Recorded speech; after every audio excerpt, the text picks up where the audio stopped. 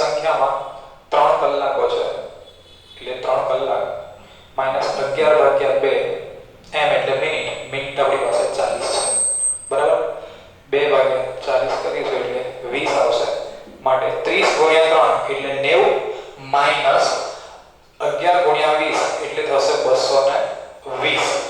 90 માંથી 220 બાદ કરો એટલે 130 અંશનો ખૂણો બનશે એટલે આપણો રાઈટ આન્સર છે સી